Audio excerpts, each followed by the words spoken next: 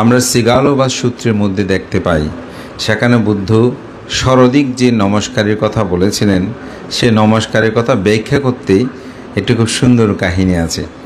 সেটি হচ্ছে একজন সিগালোক নামক ব্যক্তি, তিনি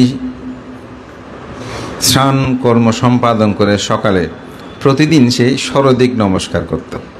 আমাদের সমাজে এখন অনেকে আছে, মাতৃদেবীদেরকে দেখি যে ঘুম থেকে উঠে অনেকে পূর্ব দিকে বা অনেকে চারিদিকে বা অনেকেই পুকুরের মধ্যে স্নান করতে দেখি যে হাত দুটো করে সব দিকে নমস্কার করে। তো এরকম শেষ সিগালোক তিনি নমস্কার করলেন। বুদ্ধ দেখলেন, দেখে যখন বুদ্ধের সময় বুদ্ধ জিজ্ঞাসা করলেন, হে সিগালোক ব্রাহ্মণ, আপনি এই ভেজা কাপড়ে সিক্ত বসনে কেন আপনি সরদিক বন্দনা করছেন? তো বলছে, আমার পিতা মৃত্যুর সময় আমাকে বলেছিল যে তুমি সরদিক রক্ষা করে তোমার জীবনকে অতিবাহিত করো। ওদের সেজন্য আমি হাত জোর করে সরদিক নমস্কার করে বন্দনা করি। তো বুদ্ধ বলছেন, এটা আর্য নিয়ম নয়। আর্য নিয়ম মানে শ্রেষ্ঠ নিয়ম নয়। ওদের শ্রেষ্ঠ নিয়ম কি? তো শ্রেষ্ঠ নিয়ম বলছে পূর্ব দিকে হচ্ছে পিতামাতা, অর্থাৎ পিতামাতার প্রতি আপনার 5টি দায়িত্ব আছে। পিতামাতার বংশগৌরব রক্ষা করা, তাদের সম্পদ আদি রক্ষা করা, এবং তারা বয়োবৃদ্ধ হলে তাদেরকে ভরণ পোষণ করা, তাদেরকে মৃত্যুবরণ করলে যথাযথ দাহকার্য আদি সুসম্পন্ন করা, এবং তাদের মৃত্যুর পরে তাদের যথাযথভাবে ক্রিয়াদি কর্ম সম্পাদনের পুণ্যদান করা। এটার দ্বারাই পূর্ব দিক রক্ষিত হয়। দক্ষিণ দিক হচ্ছে স্ত্রী স্বামী। স্বামীর প্রতি দায়িত্ব আছে, স্ত্রীর প্রতিও দায়িত্ব আছে।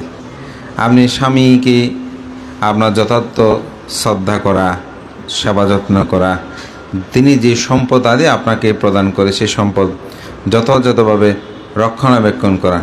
রক্ষণাবেক্ষণ করা মানে আবার এরকম নয়, আমাদের অনেক মা বোন আছে, যদি ভাইয়ে যদি ভাই বোনকে দেয়, নিজে সেগুলো সহ্য করতে হবে, সে অর্থ রক্ষণাবেক্ষণ নয়। হ্যাঁ, অনেকে আছে আমরা এটা অনেক সময় সমাজে দেখি। সেক্ষেত্রে দেখা যায় যখন ভাই বোনকে সহযোগিতা করে তখন বাধা প্রদান করে, তখন বলে যে সেখানে অনেক সময় বাধা প্রদান করে, সে অর্থ সংরক্ষণাবেক্ষণ। বাধা প্রদান করা যাবে না, তাদের প্রতি তার যেটা দায়িত্ব সেটা দিতে হবে, প্রদান করতে হবে। এবং তার অসুখ বিসুখ হলে তাকে রক্ষণাবেক্ষণ সেবা যত্ন করা, এবং তার সুখে সুখী হওয়া, দুঃখে দুঃখে হওয়া। নিজের স্বামী ছাড়া পর পুরুষের প্রতি যেন আমাদের দৃষ্টি না যায়। আবার স্ত্রীর প্রতিও কিন্তু স্বামীর কর্তব্য আছে। স্ত্রী বলে আপনি তাকে দাস দাসী বানিয়ে রাখতে পারবেন না, তার যেটা অধিকার সে অধিকার তাকে প্রদান করতে হবে। তার গায়ে কখনো হাত তোলা যাবে না, তাকে মারধর করা যাবে না, তার সম্মান তাকে প্রদান করতে। আপনি শক্তিশালী, সে শক্তিহীন বলে আপনি তাকে আঘাত করবেন, সেটা হতে পারে না। তার প্রতি যথার্থ ভরণ, তার যাহা কিছু প্রয়োজন সাধ্য অনুসারে সেগুলো তাকে প্রদান করা। তার সুখে সুখী হওয়া, দুঃখে দুঃখী হওয়া। তিনি অসুস্থ, তখনও কি আপনাকে রান্নাবান্না করে খাওয়াতে হবে না, তখন আপনাকে করে খাওয়াতে হবে। এমনকি আমাদের সমাজে অনেক সময় আছে যে কাপড় চোপড় ধুয়ে দিলে অনেকে নিন্দা করে, স্ত্রী কাপড় চোপড় কেন ধোবে?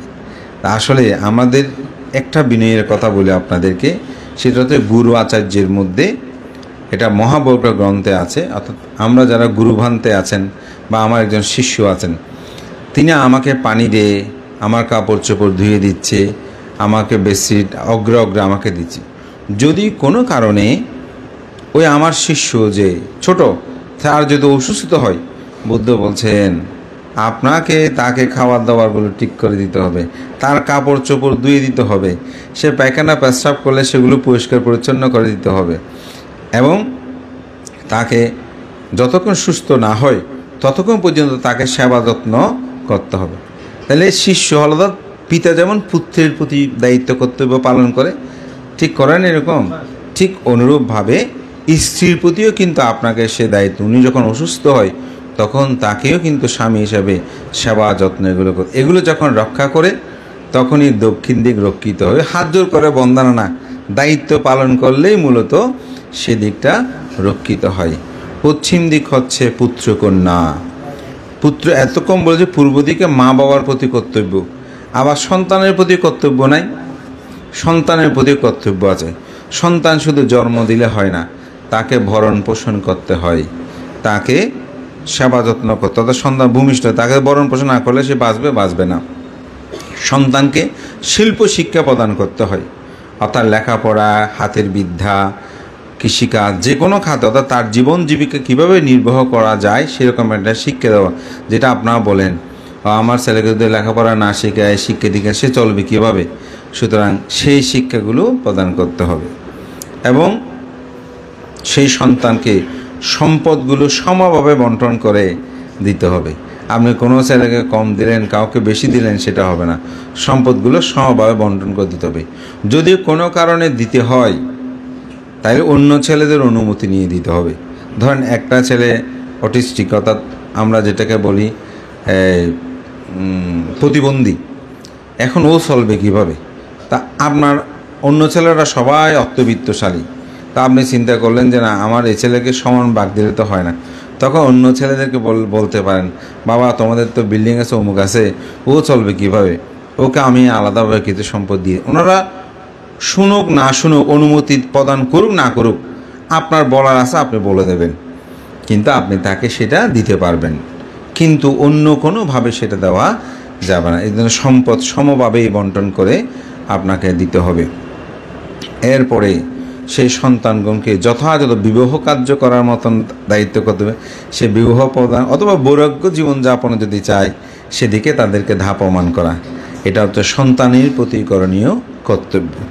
উত্তর দিক হচ্ছে জ্ঞাতি স্বজন, আত্মীয় স্বজন, অর্থাৎ যত আত্মীয় স্বজন আছে তাদের সাথে যোগাযোগ করা, তাদের বিবাহ, তাদেরকে অনুষ্ঠানে আচার আচরণে আমরা যেন যোগদান করি। আপনারা যে এটা যোগদান বুদ্ধ ধর্মের বাইরে নয়, এই যে জ্ঞাতি স্বজনের অনুষ্ঠানে, সঙ্গদানে, বিবাহে আপনারা যান, এটা কিন্তু বুদ্ধ ধর্মের অন্তর্গত। এটা মনে করবেন না যে এটা বাইরে, না, এটা বাইরে তা নয়, এটা হচ্ছে জ্ঞাতির কর্তব্য। যেমন আনন্দ আমাকে এত দূর থেকে ফাং করলো, হ্যাঁ, কেন করেছে? আমি ভাই, জ্ঞাত হিসেবে, এটা কিন্তু তার কর্তব্য আছে। আমিও কেন আসলাম, আমারও সেটা করতে, আমার একটা ফাংছে, ওখানে দুজন ভান্তে বলছে আজকে তোমরা যেও। আমি অবশ্যই ওনাদেরকে বলেছি আমি আমার ভাইয়ের, আমার কাকার একটা সঙ্গদান আছে, আমি থাকতে পারবো না, ওনারা যাবেন। তাহলে আমিও আমার জ্ঞাতির প্রতি এটা দায়িত্ব, কর্তব্য। এইটা হচ্ছে জ্ঞাতি ধর্ম। কোনো জ্ঞাতি মারা গেলে, অসুস্থ হলে তাকে গিয়ে দেখা, তার সেবা করা, এগুলো ভাই বোন জ্ঞাতি, এগুলো জ্ঞাতি। এই জ্ঞাতি চর্যা এটা করতে হয়।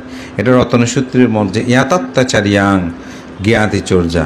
কোনো মানুষ যখন অসুস্থ হয় তাকে দেখতে যাবেন, তার জন্য হাতে করে কিছু নিয়ে যাবেন, অসুস্থ মানুষের জন্য হাতে কিছু নিয়ে যাবেন। যদি সামর্থ্য না তাকে নিয়ে যেতে হবে, কোনো কথা নেই, কিন্তু তাকে দেখতে গেলেও দেখবেন ওই রুগীটা অনেক ভালো হয়ে যাবে, সুস্থ হয়ে যাবে। এটা হচ্ছে জ্ঞাতের, অর্থাৎ মানসিকেরই, এটা মানসিক কথা বলছি, মানসিকভাবে দেখবেন এরকম হয়।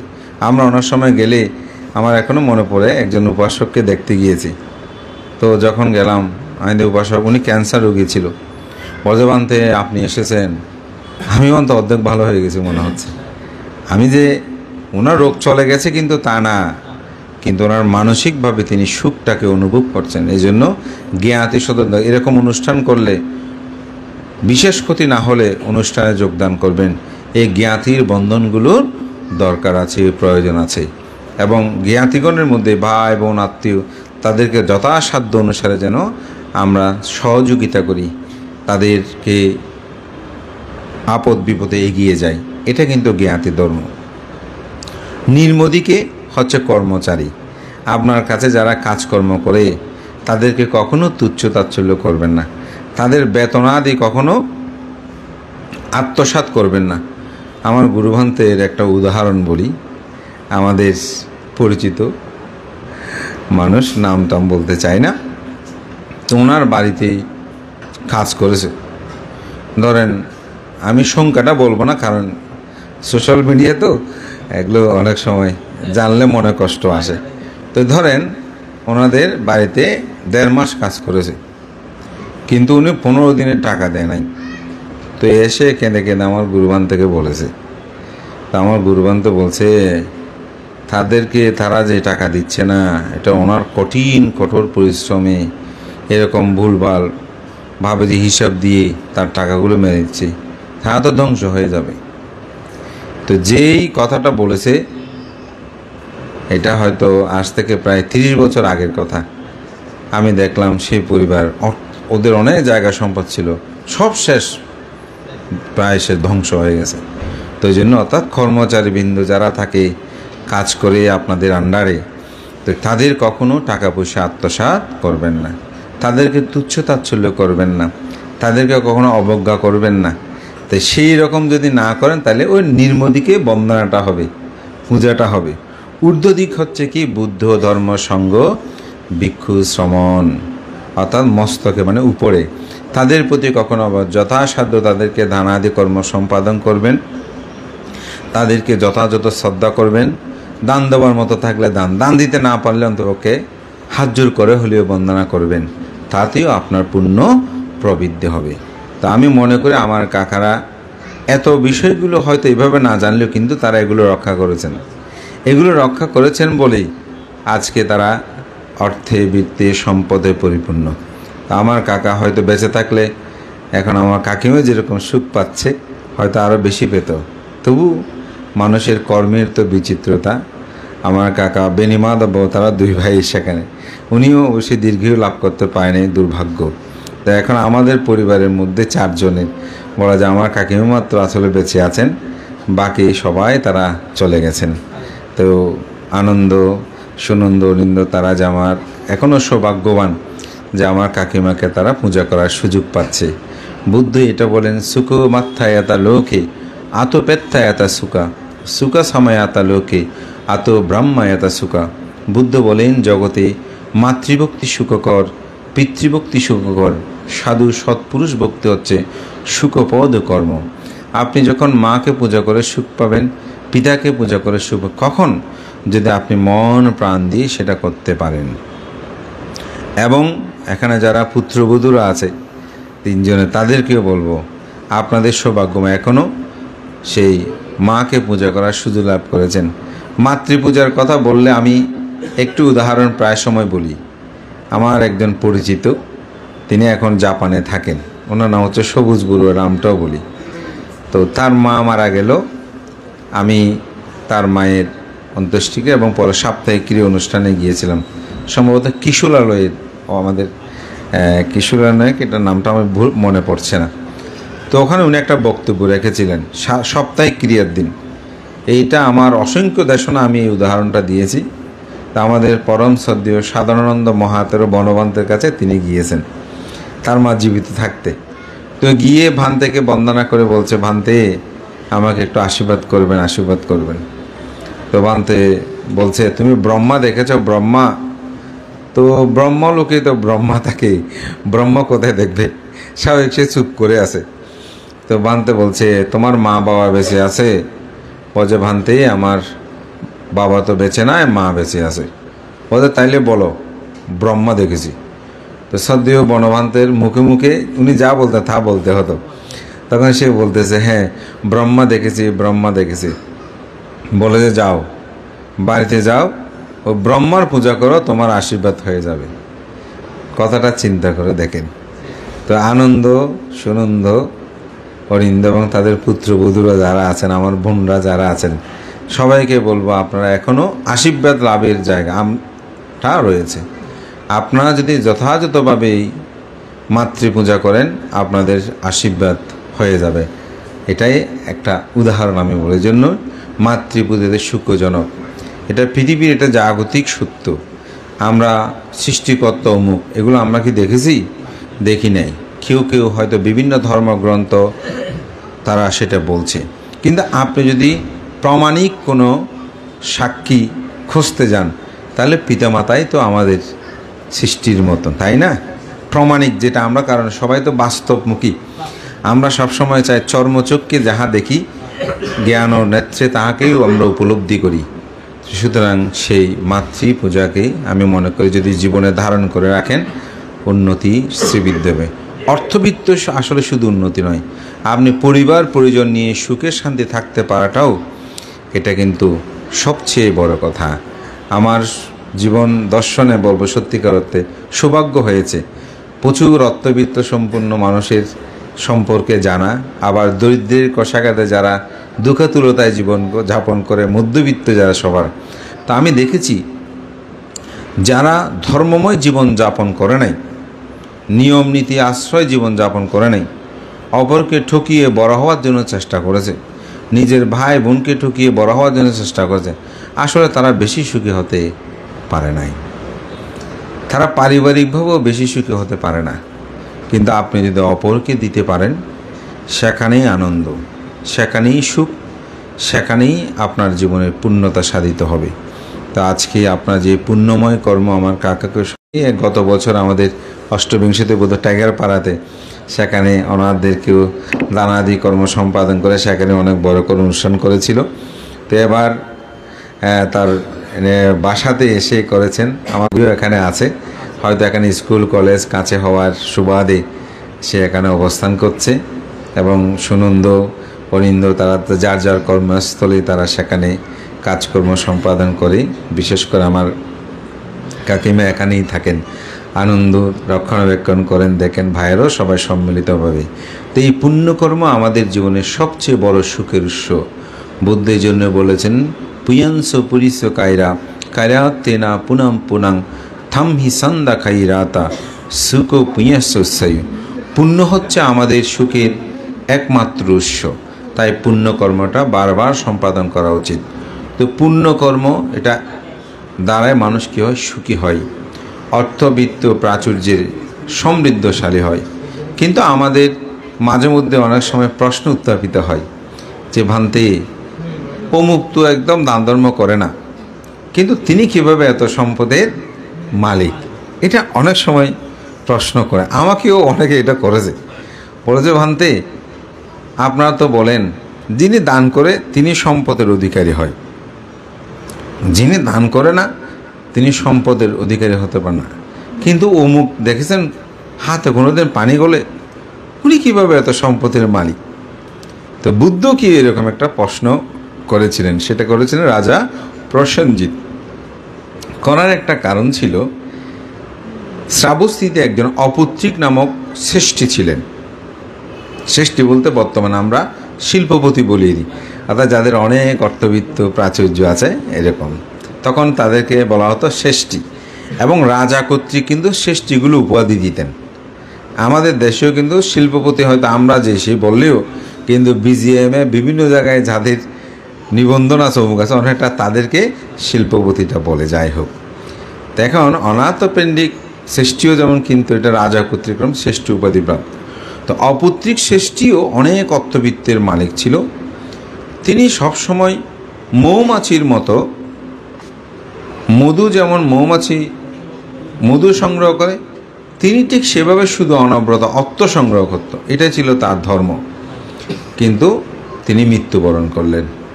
মৃত্যুবরণ করার পর রাজা প্রসেনজিৎ ওনার এই অর্থগুলো তিনি কোষাগারে আনার জন্য ব্যতিব্যস্ত ছিলেন, অর্থাৎ রাজ দরবারে আনার জন্য ব্যতিব্যস্ত ছিলেন। তো সেই কারণে রাজা প্রসেনজিৎ সপ্তাহকাল পর্যন্ত কিন্তু তিনি আসতে পারে নাই। তো 7 দিন পরে যখন তিনি আসলেন, তো বুদ্ধ জিজ্ঞাসা করলেন, রাজা প্রসেনজিৎ, আপনি তো অনেক দিন বিহারে আসছেন না, আপনি তো অনেক দিন বিহারে আসছেন না, কোথায় ছিলেন, কি হয়েছে? তো তখনই রাজা প্রসেনজিৎকে বুদ্ধ বললেন, রাজা প্রসেনজিৎ বুদ্ধকে বললেন যে, তথাগত বুদ্ধ, আপনি তো জানেন আমার এই রাজ্যের মধ্যে একজন অপুত্রিক শ্রেষ্ঠী ব্রাহ্মণ আছেন, অতি সম্প্রতি তিনি মৃত্যুবরণ করেছেন। তার সম্পদগুলো আমি কোষাগারে আনতে ব্যতিব্যস্ত ছিলাম। যেমন কোনো ওয়ারিশ যদি না থাকে, অপুত্রিক যে, তো ওয়ারিশ না থাকলে সম্পদগুলো কার হয়? সরকারের হয়ে যায়। এটা কিন্তু আজকের না, এটা আগেও ছিল। যার কারণে তিনি বলতে সম্পদগুলো আমি আনার জন্য ব্যতিব্যস্ত ছিলাম। তো বুদ্ধকে সেখানে তিনি একটি প্রশ্ন করলেন, যে তথাগত বুদ্ধ, আপনি প্রায় সময় বলেন যারা দান করে তারা সম্পদশালী হয়, কিন্তু এই অপুত্রিক শ্রেষ্ঠী তো কাউকে কোনোদিন দান করতো না, তিনি কিভাবে এত সম্পত্তির মালিক হলেন? তখন বুদ্ধ বললেন যে রাজা প্রসেনজিৎ, এই অপৈতৃক শ্রেষ্ঠী ব্রাহ্মণ তিনি অতীত জন্মে তার বাড়ির সম্মুখ দিয়ে এক পাঁচচাকা বুদ্ধ হেঁটে যাচ্ছে। বুদ্ধ কয় প্রকার? 3 প্রকার। একটা হচ্ছে সম্মুখ সম্বুদ্ধ, আর একটা হচ্ছে পাঁচচাকা বুদ্ধ, আর একটা হচ্ছে শ্রাবক বুদ্ধ। কোনো কোনো বই আবার অনুবুদ্ধ একটা আছে, এটা হচ্ছে ত্রিপিটক শাস্ত্র যারা পারঙ্গ তাদেরকে বলে। তবে মূলত ত্রিপিটক শাস্ত্রের মূল বিষয়গুলো যদি আমরা অনুধাবন করি, সেখানে মূলত 3 প্রকারের বুদ্ধের কথা দৃষ্ট হয়। তো পাঁচচাকা বুদ্ধ আসলে কি? সম্মুখ সম্বুদ্ধ কি? সম্মুখ সম্বুদ্ধ হচ্ছেন যিনি 4 অসংখ্য, 8 অসংখ্য অথবা 16 অসংখ্য লক্ষাধিক কল্প পারামের সম্ভার পূরণ করে বুদ্ধ হন, নিজে নিজে সেটা আবিষ্কার করেন এবং অপরকেও সেটা বলতে পারে, তাকে বলা হয় সম্মুখ সম্বুদ্ধ। পাঁচচাকা বুদ্ধ কি? পাঁচচাকা বুদ্ধ হচ্ছে নিজে নিজে তিনি মুক্তি লাভ করে, অর্থাৎ আর্যষ্টাঙ্গিক মার্গ বা 14 সূত্র আবিষ্কার করে, কিন্তু অপরকে তিনি সেই শিক্ষাটা দিতে পারে না। শুধু আবিবাদান আসিলাসা নিঃসং বুদ্ধ পাশাইনো সাত্তারো ধম্ম পাঠান্তে আইবান্না সুখাং বানা। আপনি কিছু দান করেছেন, কিছু বলেছেন, উনি শুধু এটুকু বলবে, কিন্তু এই যে নির্বাণ পথে আপনি কিভাবে যাবেন তার শিক্ষা কিন্তু তারা দিতে পারে না। পাঁচচাকা বুদ্ধ দিয়ে দেওয়া সম্ভব না। শ্রাবক বুদ্ধ ওই সম্মুখ সম্বুদ্ধের কাছ থেকে ধর্ম শ্রবণ করে সেগুলো আচরণের মাধ্যমে তিনি যখন অরহত্য হয় তাকে বলা হয় শ্রাবক বুদ্ধ। এই 3 প্রকারের বুদ্ধ। তো ওখানে পাঁচচাকা বুদ্ধকে ওই অপৈতৃক শ্রেষ্ঠ ব্রাহ্মণ অতীত জন্মে ওনাকে দেখেছেন। তো দেখে উনি এত শ্রদ্ধাভক্তি সম্পূর্ণ ছিলেন তা না, পথে দেখার সাথে সাথে ওনার মনে, ওনার বাড়ির সামনে দাঁড়িয়েছে, ওনার মধ্যে একটা শ্রদ্ধা উৎপন্ন হলো হঠাৎ। অনেক সময় হঠাৎ করে উৎপন্ন হয়। তো উৎপন্ন হয়ে উনি বাড়ির সামনে দাঁড়িয়ে পাচক দিনে রান্না করে ওনাকে ডাকলেন, বলছে এই মুন্ডুক মস্তক ওই ভিক্ষু শ্রমণটাকে কিছু একটু দাও, কি আছে বাড়িতে, কিছু খাবার থাকলে খাবার দাও। তো তখন তাকে খাবার দেওয়া হলো। তখন গিয়ে তিনি খাবার টেবিলে বসে বলতে আমার জন্য নিয়ে আসো। বলতে যা ছিল সব তো ওনাকে দিয়ে দিয়েছি, আপনি একটু বসুন, আমি আবার রান্না করে দিচ্ছি। তিনি রান্না করতে করতে সে ভাবতেছে, ইস কেন দান করলাম, যদি দান না করতাম তাহলে আবার নতুন করে রান্না করতে হতো না, আমার কতগুলো চাল নষ্ট হয়ে গেছে, আমার কতগুলো তরকারি নষ্ট হয়ে গেল, আমার তো অনেক ক্ষতি হয়ে গেল, কেন যে দান করলাম। বলে যে এই চেতনা তার মধ্যে উৎপন্ন হয়। এবং তিনি এত লোভী সম্পূর্ণ ছিলেন, তিনি ভাইয়ের সম্পদগুলো নিজে পাওয়ার জন্য সে কী করেছে? আপন ভাতস পুত্রকে সে হত্যা করেছে, যার কারণে মৃত্যুবরণ করার পর তিনি বহু জন্ম জন্মান্তর নরক দুঃখ যন্ত্রণা ভোগ করেছে। ইহজন্মে বুদ্ধের সাক্ষাৎ পেলেও তার কৃপণতার কারণে সে বুদ্ধের সম্মুখ ধর্ম উপলব্ধি করতে পারে নাই। তখন বুদ্ধ সেখানে একটি গাথা বলেছিলেন, পুব্বে বা দানা সোমানো দাদাং চিত্তাং পাসাদায়ী দাত্ত আত্মামান হতি ইয়াস্সা ইয়াস্সা সম্পদা। তো বুদ্ধ বলছেন, দান দেওয়ার পূর্বে মানুষের মনটা সুন্দর থাকা চাই। আপনি যখন দান দেবেন তখন কী থাকতে, মনটা সুন্দর থাকতে হবে। যদি আজকে আনন্দ সুনন্দ তাদের মন যদি সুন্দর না থাকতো, এত সুন্দর আয়োজন করতে পারতো না। আমাদের সবাইকে আহ্বান করেছে, আপনাদের একটা মন সুন্দর ছিল বলে তো করেছে। ওদের দান দেওয়ার সময় চিত্তের মধ্যে প্রসন্নতা থাকা চাই, আনন্দ থাকতে হবে যে না আমি মহান ভিক্ষু সংঘকে দান করছি। যদি না থাকে কাকে না কাকে করছি, তাহলে কিন্তু যথার্থ পুণ্য লাভ। আমি সঙ্গ উপস্থিত হয়েছে, এই মহান ভিক্ষু সংঘকে আমি দানকর্মটা সম্পাদন করছি। একটা অন্তর্জগতের মধ্যে কী থাকতে হবে? শ্রদ্ধার গভীরতা, যেটাকে বলে প্রসন্নতা। অনেক সময় আনন্দ ভান্তে আমি আজকে এত সুন্দর অনুষ্ঠান করেছি, যেমন গতকাল গুরুভান্ত অনুষ্ঠান করলো, আমি যখন গাড়িতে তুলে বন্দনা গান দিয়ে অনুষ্ঠান তো খুব সুন্দর হয়ে হতয় ভয়। এটা হচ্ছে আনন্দ প্রসন্নতা। কালকে যখন সবাই আপনারা গেলেন, যারা গিয়েছেন, হ্যাঁ, তো বানতে হাসি খুশিতে মনটা ভরে গেল না? তো অশ্রুসিক্ত হলেন মায়ের কথা চিন্তা করে। ও এটা একটা সুন্দর উদাহরণ কিন্তু, আনন্দ সুন্দর আমরা যারা। তো ভান্তে কালকে বলছেন, আমার মাকে আমার এতটুকুই শুধু মনে আছে, মৃত্যুর পরে আপনার সুপারি গাছের পাতার মধ্যে সেখানে স্নান করাচ্ছিল, আমি এক পাশে 8টা সুপারি গাছ ধরে দাঁড়িয়েছিলাম, আর বেশি কিছু মনে নাই। তা আমরা যারা মা বাবাকে দেখেছি, এখনও যেসব মা বাবা জীবিত আছে, তাদেরকে কী করা উচিত সন্তান হিসেবে আপনারা চিন্তা করবেন। আমি মনে করি আর বেশি কথা বলতে হবে না। আপনি এখন কিছু করতে, যদি মারা যায় কিছু করতে চাইলে করতে পারবেন না। গুরুবান্তে কালকে যে অশ্রু শিখতে হলেন, সেটা হচ্ছে এটা তো আমি আমার মার জন্য কিছু করতে পারি নাই, তো আমরা যে করতে পারছি এটা কি। এবং আমি প্রায় সময় একটু উদাহরণ বলি, আপনি নিজে মা বাবা হয়েছেন, আপনি সন্তানের জন্য কেমন করেন? আপনার জন্য তো আপনার মা বাবা, শ্বশুর শাশুড়ি সন্তানের জন্য সেটা করেছে, কিন্তু কেন আমরা তাদেরকে অবহেলা করব? মনে রাখবেন, আপনি যদি না করেন আপনাকেও কেউ করবে না। এটা কর্ম বিপাকগুলো এমনভাবে ঘুরে আসে, আপনি আপনার শাশুড়ি মাকে অবহেলা করতেছেন, আপনার জন্য রেডি হচ্ছে, এটা আপনি মনে রাখবেন। তাকে আপনি শ্রদ্ধা সম্মান করছেন, আপনার জন্য শ্রদ্ধা সম্মান রেডি হচ্ছে। তো সেই কারণে আমি গতকালকে বলেছি যে মানুষ অপরকে যদি আপনি সম্মান করেন, আপনি সম্মান লাভ করবেন, অপরকে আপনি অপমান করেন, আপনিও অপমানিত হবেন। সেই কারণে সন্তান প্রতি মা বাবার যে কর্তব্য কর্ম, আমি মনে করি এগুলো যথাযথভাবে সুসম্পন্ন করাটা উচিত। এবং সেটা যদি আমরা না করি, তাহলে আমরা কিন্তু মাতা পিতার প্রতি অবজ্ঞা হয়ে যায়। তো বান্তের কথাই কালকে বলছিলাম যে ওনার মধ্যে একটা প্রসন্নতা উৎপন্ন হয়েছে। তো দান করার সময় চিত্তের মধ্যে কী থাকতে হবে? প্রসন্নতা। আমি মহান সঙ্গকে দানকর্মটা সম্পাদন করছি।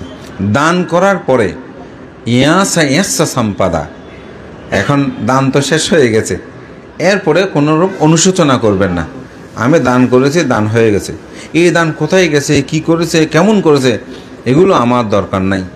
আমরা যখন মলমূত্র পরিত্যাগ করি, টয়লেটে গিয়ে সেগুলো কোথায় গেছে, কেমন গেছে আমরা চিন্তা করি না।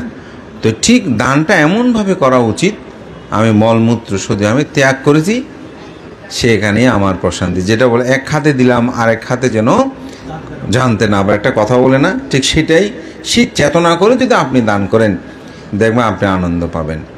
আপনি নির্বাণ প্রত্যাশাতে শীল পালন করেন, কেউ ভালো বলে সেটা না, আমি আমার কল্যাণের জন্য আমি শীলময় জীবনযাপন করব, আমি আমার কল্যাণের জন্য ভাবনা করব, দেখবেন আপনি প্রশান্তি লাভ করতে পারবেন। এই জন্য বুদ্ধ সেখানে বলছেন, এই অপুত্রিক শ্রেষ্ঠ ব্রাহ্মণ তিনি দান করেছিল প্রসন্নভাবে, ভিক্ষু একটু দান করা দরকার, কিন্তু দান করার পরে ইয়াসা সম্পদা, আমি যথার্থ করলাম সেটা তিনি ভেবেছে কি, ইস কেন দান করে ফেলছি। যেহেতু তিনি দান করেছে, তাই তিনি সম্পদের মালিক হয়েছে।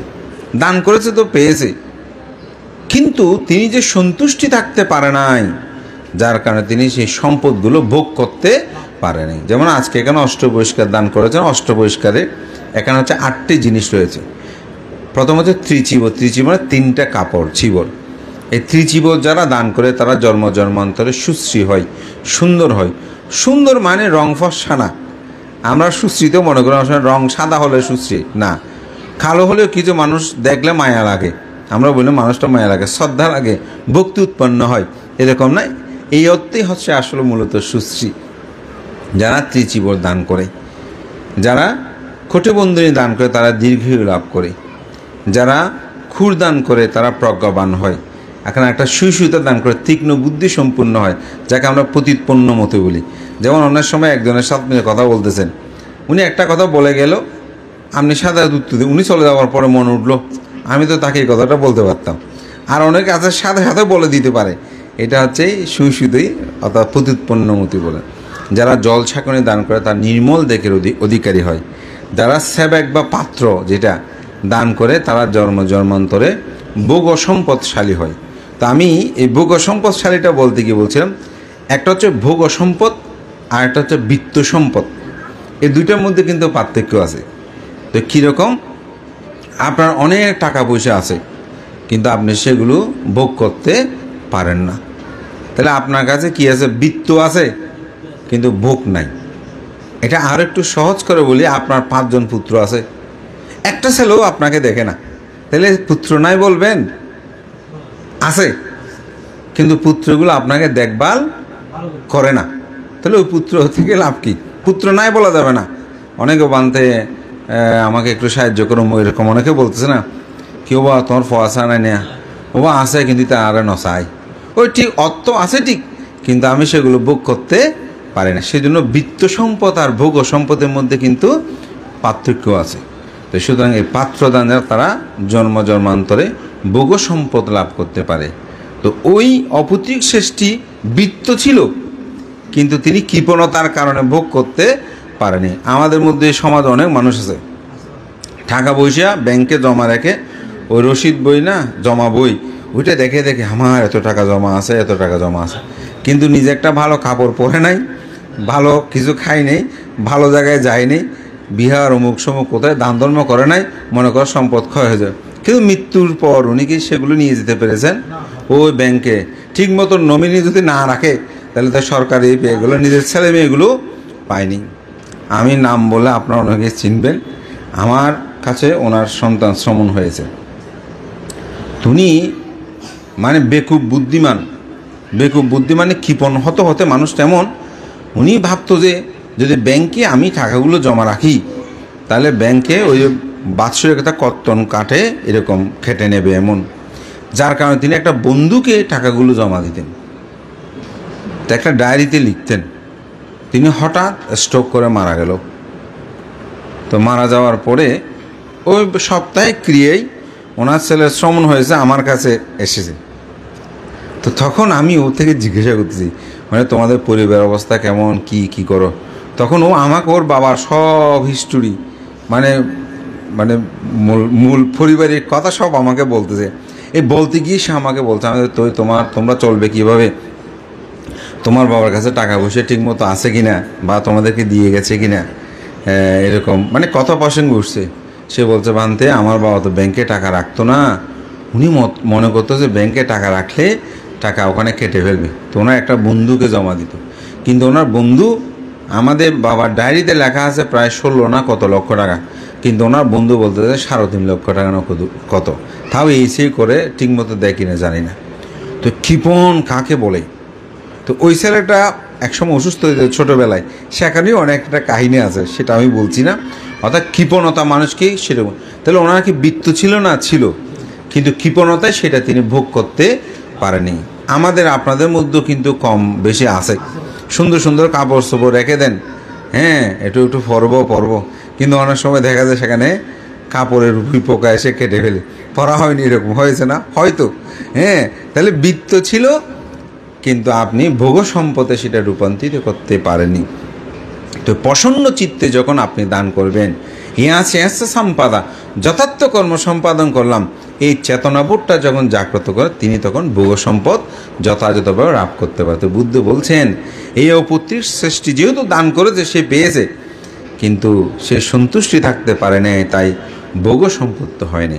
তাই দান যে কর্ম, পুণ্যকর্ম, এটি সম্পাদন করে মনের মধ্যে প্রসন্নতা আনয়ন করবেন, সন্তুষ্টি আনয়ন করবেন, তবে আপনি যথার্থ ফল ভোগ করতে পারবেন। শ্রদ্ধেয় সঙ্গ প্রদান মোদীয় গুরুদেব ভান্তে সঙ্গের প্রতি বন্দনা। পরিশেষান্তে আপনাদের সবাইকে আমি পুণ্যদান করে আশীর্বাদ করি। তা আজকে খুব ভালো লাগছে, গুরুভান্ত দেশনা করেছেন। অনেক সময় আমরা ভান থেকে দেশনা করার সুযোগ পাইনি, তো এটা আপনারাই দাতাগণ সৃষ্টি করে দিয়েছেন। আপনারা যেহেতু সময় দিয়েছেন, আমিও চিন্তা করলাম ভান্তের কাছ থেকে একটু আমরাও দেশনা শুনি।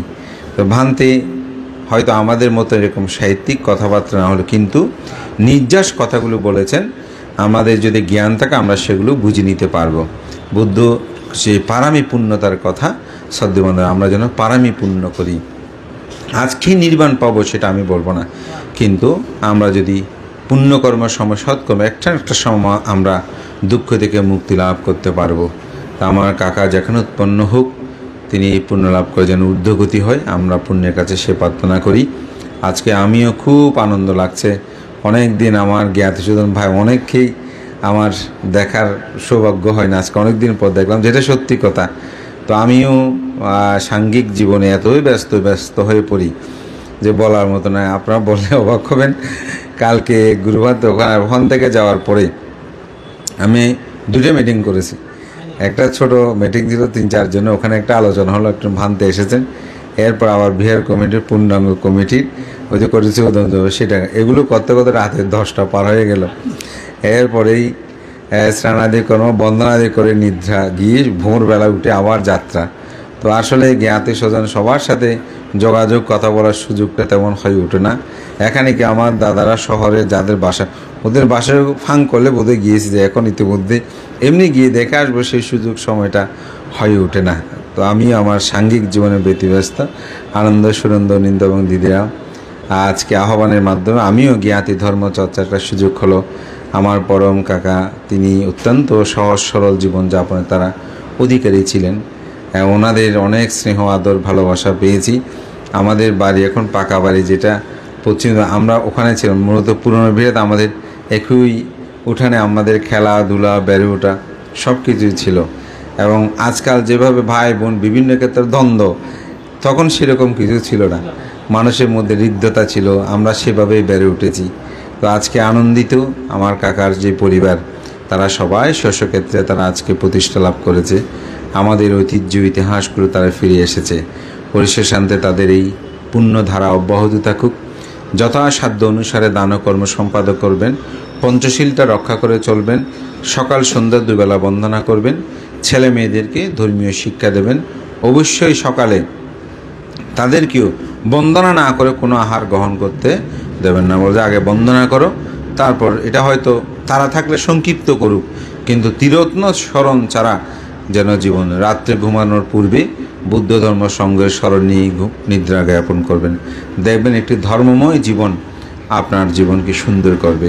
সবার মধ্যে সেই রূপভাবে চেতনা জাগ্রত এই প্রত্যয় ব্যক্ত করে আমার শ্রদ্ধেয় গুরু ভান্তে নিরোগ দীর্ঘ জীবন কামনা করে আমার কাকিমা রেণুপ্রভা বড়ুয়া তিনিও যাতে সুস্থ থাকে, ভালো থাকে, পুণ্যের কাছে সে প্রার্থনা করে আশীর্বাদ ও পুণ্যদান করছে। আপনার সাধুবাদ দিয়ে তা অনুমোদন করব।